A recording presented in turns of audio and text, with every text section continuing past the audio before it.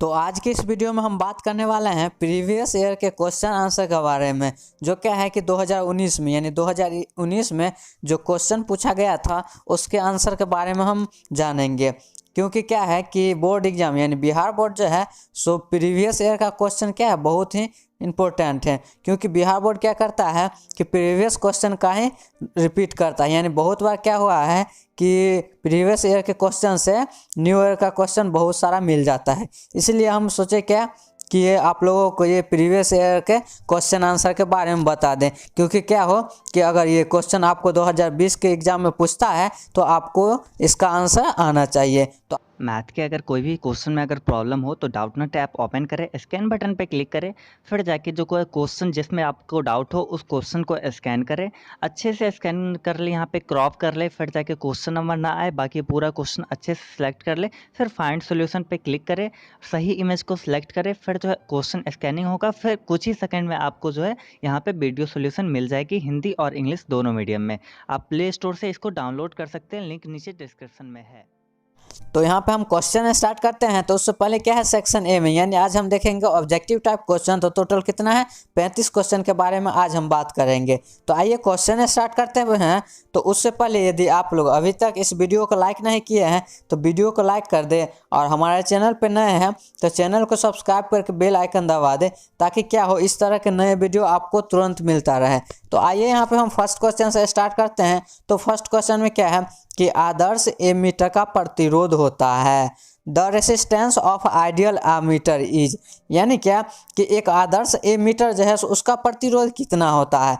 तो फर्स्ट का right answer आपको हो जाएगा 0 यानी 0। तो फर्स्ट का राइट आंसर ऑप्शन ए हो जाएगा। तो आइए सेकेंड क्वेश्चन देखते हैं। सेकेंड में क्या है कि यदि 100 वोल्ट तक आवेशित करने पर एक संधारित्र की संचित ऊर्जा 1 जूल हो तो संधारित्र की धारिता क्या होगी। यानी क्या कि आपको कैपेसिटर का वॉल्यूम यानी कैपेसिटेंस ऑफ कैपेसिटर पूछा है कि क्या होगा। जब क्या है कि उसका चार्ज कितना है 100 वोल्ट है और उसमें एनर्जी कितना है तो 1 जूल है। तो सेकंड का राइट आंसर क्या हो जाएगा तो ऑप्शन बी इसका राइट आंसर हो जाएगा। यानी क्या कि 2 × 10⁻⁴ फैराड इसका राइट आंसर हो जाएगा। अब यहाँ पे देखते हैं कि ये ऑप्शन बी ही क्यों आंसर हुआ। तो यहाँ पे आप लोगों को मालूम होना चाहिए कि एनर्जी यानी एनर्जी बराबर क्या होता है तो C × V² बाय होता है 2। अब इससे हम फाइंड करते हैं तो क्या होता है अब एनर्जी बराबर क्या हो जाएगा यहाँ पे C का ही फाइंड करना है तो और V बराबर क्या दिया गया है 100। अब 100 का स्क्वायर हो जाएगा और डिवाइडेड में क्या आ जाएगा तो 2 आ जाएगा। अब यहाँ पे एनर्जी कितना दिया है तो 1 जूल दिया है। अब ये 2 इधर चला आएगा तो 2 इधर और ये 100 का स्क्वायर करेंगे तो कितना हो जाएगा 10⁴ और जब ये इधर आएगा तो माइनस हो जाएगा इस पर -4। इसलिए हमारा 2 का राइट आंसर क्या हो जाएगा तो ऑप्शन बी हो जाएगा यानी 2 × 10⁻⁴ फैराड राइट आंसर हो जाएगा। तो अब हम थर्ड नंबर क्वेश्चन देखते हैं। तो थर्ड में क्या है कि विद्युत द्विध्रुव की निष्क्रिय स्थिति में विद्युत व्यंजक यानी क्या होता है। The electric potential in equation position of an electric dipole is. तो थर्ड का राइट आंसर आपको हो जाएगा क्या ऑप्शन डी यानी क्या 0 इसका राइट आंसर हो जाएगा। थर्ड का राइट आंसर ऑप्शन डी 0 हो जाएगा।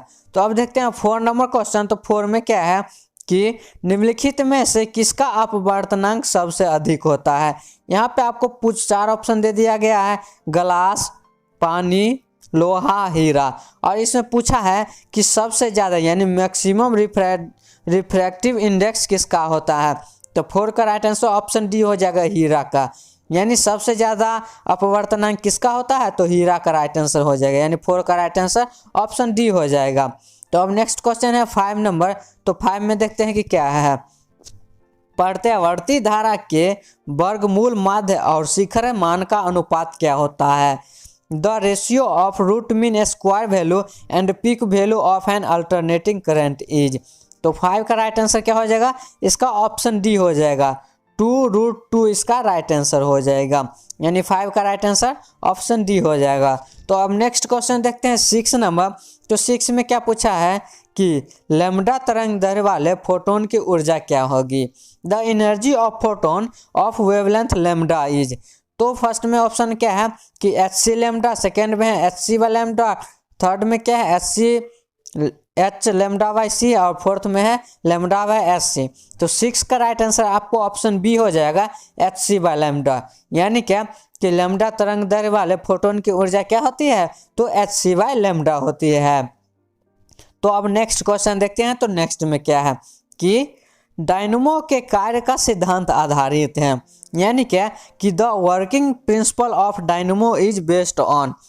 ये क्या है कि डायनमो का कार्य किस पे से आधारित है, तो ऑप्शन ए में है धारा के ऊष्मीय प्रभाव पे, ऑप्शन बी में है विद्युत चुंबकीय प्रेरण पे, ऑप्शन सी में है प्रेरित चुंबकत्व पे, ऑप्शन डी में है प्रेरित विद्युत पे। तो 7 का राइट आंसर आपको डी ऑप्शन बी हो जाएगा, इलेक्ट्रोमैग्नेटिक इंडक्शन पे, यानी विद्युत चुंबकीय प्रेरण पे। 7 का राइट आंसर क्या हो जाएगा, ऑप्शन बी इसका राइट आंसर हो जाएगा। तो अब नेक्स्ट क्वेश्चन देखते हैं 8 नंबर। तो 8 में क्या पूछा है, 60 वाट तथा 40 वाट के दो बल्ब यदि श्रेणी क्रम में जोड़ दिए जाए तो उनकी सम्मिलित शक्ति क्या होगी। When two bulb of power 60 watt and 40 watt are connected in series, then the power of their combination will be। तो 8 का राइट आंसर आपको ऑप्शन ए हो जाएगा, क्या तो 100 वाट इसका राइट आंसर हो जाएगा। जब क्या है कि सीरीज है तो सीरीज में कनेक्ट है, तो इसका मतलब क्या होगा, सिंपल एडिशन हो जाएगा, यानी 60 वाट प्लस 40 वाट इसका राइट यानी 100 वाट हो जाएगा। और जब पैरेलल में कनेक्ट रहता तब हो जाता क्या 1/60 प्लस 1/40। अब इसका जो आंसर आता वही इसका आंसर हो जाता, यानी जब पैरेलल में कनेक्ट रहता। लेकिन यहाँ पे क्वेश्चन में क्या पूछा है कि सीरीज में कनेक्ट है, तो इसलिए इसका राइट आंसर क्या हो जाएगा, 100 वाट इसका राइट आंसर हो जाएगा, यानी 8 का राइट आंसर ऑप्शन ए हो जाएगा। तो अब नेक्स्ट क्वेश्चन है 9 नंबर। तो 9 में क्या पूछा है, यदि किसी उपचाई ट्रांसफार्मर के प्राथमिक एवं द्वितीय क्रमशः N1 और N2 लपेटे हो, यानी क्या है कि स्टेप अप ट्रांसफार्मर है और number of turns in primary and secondary coil N1 एवं N2 है। तो आपको पूछा है कि N1 ग्रेटर देन N2 होगा, या N2 ग्रेटर देन N1, या N1 N2 के बराबर होगा, या N1 इज इक्वल टू 0। तो 9 का जो राइट आंसर हो जाएगा ऑप्शन ए हो जाएगा, यानी N1 is greater than N2 हो जाएगा। जब क्या हो कि स्टेप अप ट्रांसफार्मर हो तो N1 is greater than N2 हो जाएगा, यानी 9 का राइट आंसर ऑप्शन ए हो जाएगा। तो अब नेक्स्ट क्वेश्चन देखते हैं 10 नंबर। तो 10 में क्या है, विद्युत परिपथ की शक्ति होती है, power of electric circuit is. तो इसका राइट आंसर आपको हो जाएगा ऑप्शन सी, V²/R।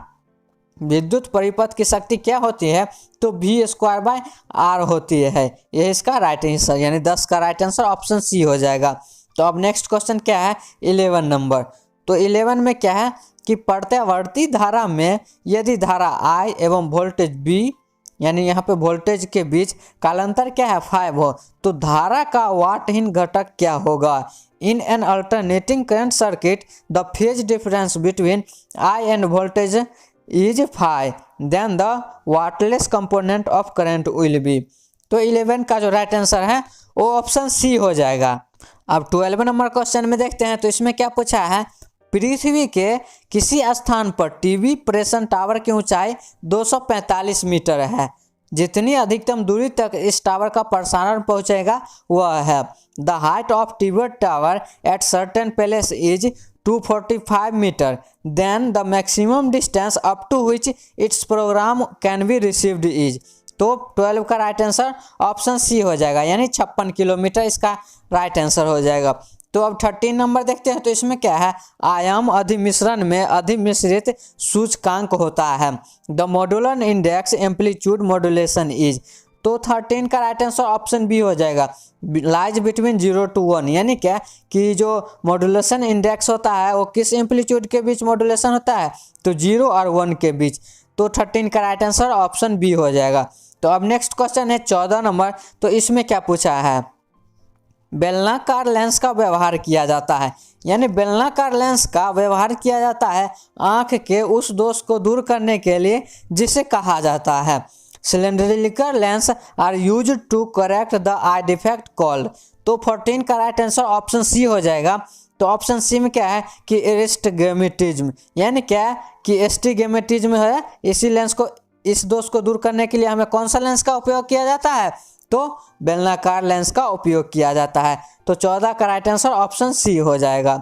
तो अब नेक्स्ट क्वेश्चन देखते हैं 15 नंबर। तो इसमें क्या पूछा है, पृथ्वी के चुंबकीय क्षेत्र यानी पृथ्वी का जो चुंबकीय क्षेत्र है वो है BH में यदि किसी चुंबकीय सुई के दोलन की आवृत्ति n हो। तो यहाँ पे आपको ऑप्शन ए में है कि n is directly proportional to BH। Option B में है n square is directly proportional to BH। Option C में है n square is directly proportional to B square H। और ऑप्शन डी में है कि n square is inversely proportional to BH। तो 15 का राइट आंसर हो जाएगा ऑप्शन बी, यानी क्या कि n square is directly proportional to BH इसका राइट आंसर हो जाएगा। तो 15 का राइट आंसर ऑप्शन बी हो जाएगा।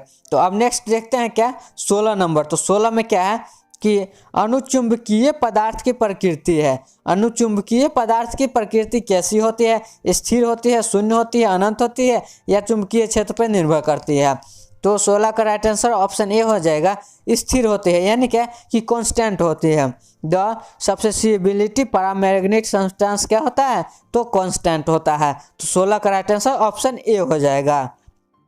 तो अब नेक्स्ट क्वेश्चन देखते हैं 17 में। तो 17 में क्या है, पृथ्वी के चुंबकीय ध्रुव पर नमन कोण का मान कितना होता है। The value of angle dip at the earth magnetic pole is. तो 17 का राइट आंसर ऑप्शन सी हो जाएगा 90 डिग्री। 17 का राइट आंसर क्या हो जाएगा, तो ऑप्शन सी हो जाएगा 90 डिग्री इसका राइट आंसर।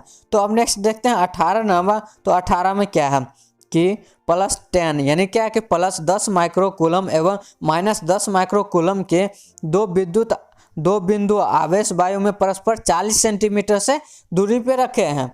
तो निकाय की जो विद्युत स्थितिज ऊर्जा क्या होगी, तो क्या है कि 2 पॉइंट चार्ज है। एक क्या है कि +10 माइक्रोकूलम है और एक क्या है तो -10 माइक्रोकूलम है। और इस दोनों के बीच डिस्टेंस कितना है, तो 40 सेंटीमीटर है। मान लेते हैं यहाँ पे क्या है कि +10 माइक्रोकूलम है और यहाँ पे है -10 माइक्रोकूलम और इस दोनों के बीच जो है सो 40 सेंटीमीटर का डिस्टेंस है। तो आपको पूछा है कि इसके बीच जो पोटेंशियल एनर्जी होगी इस सिस्टम के बीच वो कितना होगा। तो 18 का राइट आंसर हो जाएगा आपको ऑप्शन इसका सी हो जाएगा, यानी क्या कि -2.25 जूल इसका राइट आंसर हो जाएगा। यानी 18 का राइट आंसर आपको ऑप्शन सी हो जाएगा। तो अब नेक्स्ट क्वेश्चन देखते हैं 19 में। तो 19 में क्या है, सूर्य के प्रकाश का स्पेक्ट्रम होता है।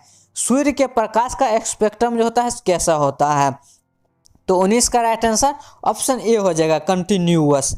द सोलर स्पेक्ट्रम इज क्या होता है, तो कंटिन्यूअस होता है।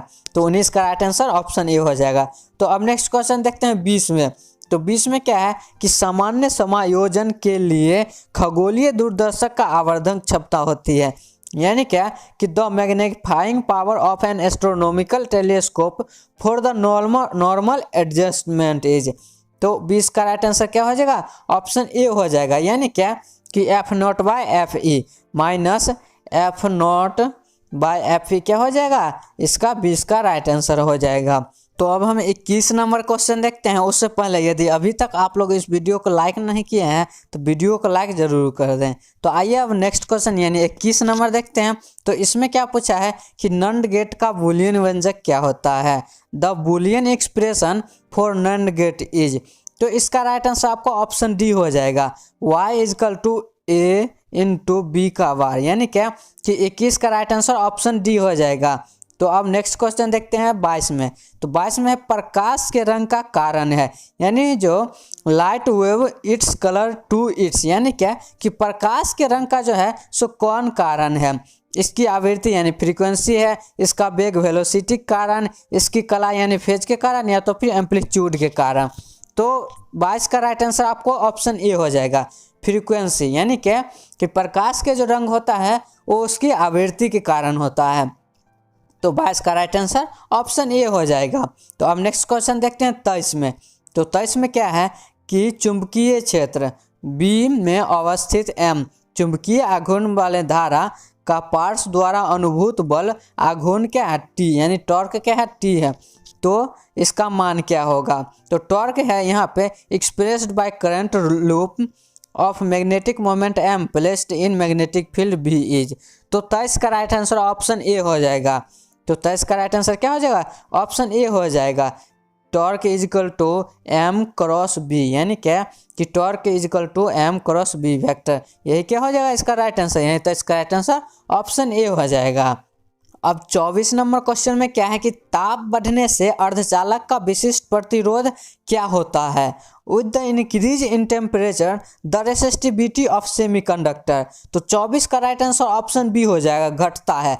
जब क्या होता है कि अर्धचालक में ताप बढ़ाते हैं तो उसका जो प्रतिरोध यानी विशिष्ट प्रतिरोध होता है वो क्या होता है, घटता है। और यहाँ पे अगर चालक रहता तो उसका प्रतिरोध क्या होता है, बढ़ता है। तो आपसे यहाँ पूछा है कि अर्धचालक में जब ताप बढ़ाएंगे तो उसका जो प्रतिरोध होगा क्या होगा।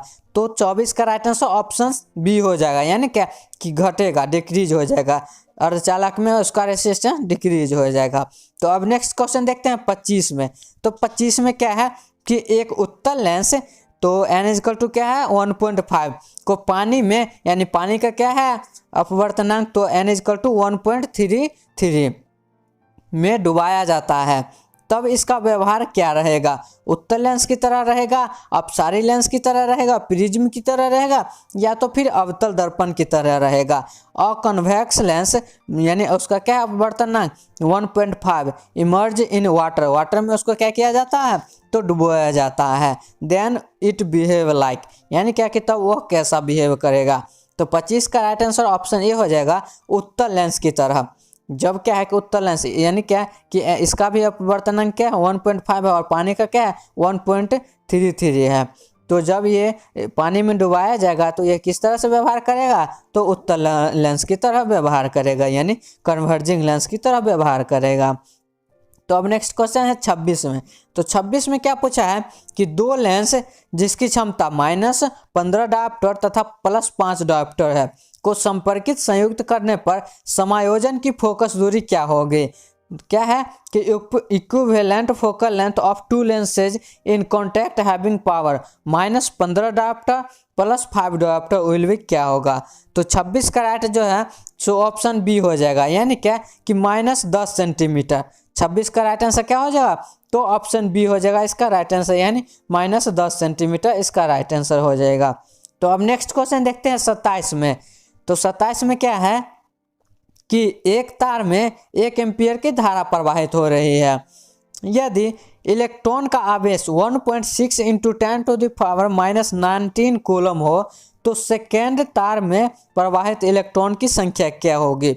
The current flowing in a wire is 1 ampere if the charge of an electron is 1.6 × 10⁻⁻19 coulomb then the number of electron flowing through the wire of per second is। तो 27 का राइट आंसर हो जाएगा आपको option B, यानी क्या कि 6.25 × 10⁻18, यानी क्या कि 27 का राइट आंसर क्या हो जाएगा, तो ऑप्शन बी हो जाएगा, यानी 6.25 × 10⁻18 हो जाएगा इसका राइट आंसर। तो अब नेक्स्ट क्वेश्चन देखते हैं 28 में। तो 28 में क्या है कि आवेश के पृष्ठ घनत्व का मात्रक क्या होता है, यानी unit of surface charge density is. तो इसका राइट आंसर ऑप्शन ए हो जाएगा, कूलम पर मीटर स्क्वायर। यानी क्या कि सरफेस चार्ज डेंसिटी का यूनिट क्या होता है, तो कूलम पर मीटर स्क्वायर इसका यूनिट होता है। तो 28 का राइट आंसर ऑप्शन ए हो जाएगा। तो अब नेक्स्ट क्वेश्चन है 29 नंबर। तो 29 नंबर में क्या है कि किसी गोलीय पृष्ठ के अंदर यदि +q आवेश रख दिया जाए तो संपूर्ण पृष्ठ से निकलने वाला विद्युत फ्लक्स कितना होगा। If +q charge is placed inside any spherical then the total flux coming out from whole surface will be. तो 29 का राइट आंसर हो जाएगा ऑप्शन बी, यानी क्या कि Q/ε0। 29 का राइट आंसर क्या हो जाएगा, ऑप्शन बी हो जाएगा, Q/ε0 हो जाएगा। तो अब नेक्स्ट क्वेश्चन है क्या, तो 30। तो 30 में क्या है कि LR परिपथ का शक्ति गुणांक क्या होता है। LR परिपथ का जो होगा ये power factor of LR circuit is क्या होता है। तो 30 का राइट आंसर हो जाएगा ऑप्शन बी, यानी क्या कि R/√R² + W² L², यानी क्या कि ऑप्शन बी जो है 30 का राइट आंसर हो जाएगा। तो अब नेक्स्ट क्वेश्चन देखते हैं 31। तो 31 में क्या पूछा है, विद्युत चुंबकीय तरंग के संचरण की दिशा किस तरह होती है, यानी क्या कि the direction of propagation of electromagnetic wave is. तो 31 का जो राइट आंसर हो जाएगा वो हो जाएगा ऑप्शन सी, यानी क्या कि पैरेलल टू बी क्रॉस ई, यानी क्या कि जो ये इलेक्ट्रोमैग्नेटिक वेव का जो डायरेक्शन होता है यानी प्रोपेगेशन का जो डायरेक्शन होता है वो कैसा होता है, तो parallel to B cross E vector, यानी क्या कि मैग्नेटिक वेक्टर और इलेक्ट्रिक वेक्टर के पैरेलल में होता है। तो अब नेक्स्ट क्वेश्चन देखते हैं 32। तो 32 में क्या है कि स्थिर विभवांतर पर किसी विद्युत परिपथ का प्रतिरोध आधा कर दिया जाता है तो उत्पन्न ऊष्मा का मान क्या होगा। जब क्या है कि at constant potential difference the resistance of any electric circuit is halved, the value of heat produced will be. तो 32 का राइट आंसर ऑप्शन बी हो जाएगा, यानी क्या कि 2 गुना। जब क्या है कि स्थिर विभवांतर पर किसी विद्युत परिपथ का जो प्रतिरोध है वो आधा कर दिया जाता है तो उसमें जो उत्पन्न ऊष्मा का मान क्या हो जाएगा, 2 गुना हो जाएगा। तो 32 का राइट आंसर ऑप्शन बी हो जाएगा, यानी डबल इसका राइट आंसर हो जाएगा। तो अब हम 33 नंबर क्वेश्चन देखते हैं। तो 33 में क्या है, एन अपवर्तनांक तथा ए प्रिज्म कोण वाले पतले प्रिज्म का न्यूनतम विचलन कोण क्या होता है।